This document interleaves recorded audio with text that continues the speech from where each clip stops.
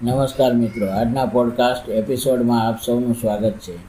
આજે 17મી એપ્રિલ છે. ઇતિહાસના પાના ઉપર આજનો દિવસ વિજ્ઞાન, સાહિત્ય અને રાજનીતિની દ્રષ્ટિએ ખૂબ જ મહત્ત્વનો રહ્યો છે. તો ચાલો જાણીએ આજના દિવસની કેટલીક રોમાંચક ઘટનાઓ. પહેલું, હિમોફિલિયા દિવસ. આજે વિશ્વ હિમોફિલિયા દિવસ છે. આ દિવસ આ રોગ પ્રત્યે જાગૃતિ ફેલાવવા માટે ઉજવવામાં આવે છે. હિમોફિલિયા એક આનુવાંશિક રક્તસ્રાવ વિકાર છે, જેમાં લોહી જામવાની પ્રક્રિયા ધીમી હોય છે. 1989માં વર્લ્ડ ફેડરેશન ઓફ હિમોફિલિયાના સ્થાપક ફ્રેન્ક શ્રાબેલના જન્મદિવસની યાદમાં આ દિવસની શરૂઆત કરવામાં આવી હતી.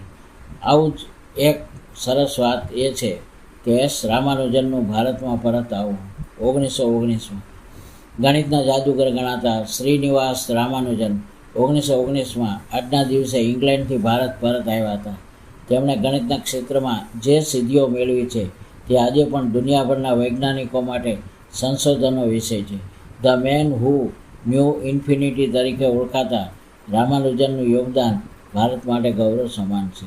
આજના દિવસની ત્રીજી વાત છે એપોલો 13નું સુરક્ષિત આગમન 1970માં. અવકાશ વિજ્ઞાનના ઇતિહાસમાં 1970ની 17મી એપ્રિલ એક મોટી રાહતનો દિવસ હતો.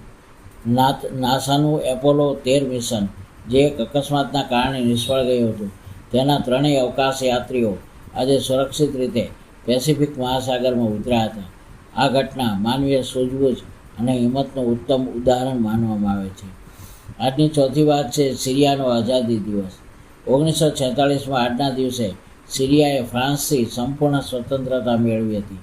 સિરિયામાં આ દિવસને ઇવેક્યુએશન ડે તરીકે મનાવવામાં આવે છે, કારણ કે આ દિવસે છેલ્લા ફ્રેન્ચ સૈનિકે સિરિયાની ધરતી છોડી હતી. સાહિત્ય જગતની મોટી ખોટ 2014 એ 5મી વાત છે.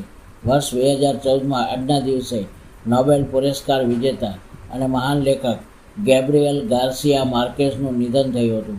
100 Years of Solitude જેવી અમર કૃતિઓ આપનાર માર્કેઝ વિશ્વ સાહિત્યમાં મેજિક રિયાલિઝમને એક નવી ઓળખ અપાવી હતી.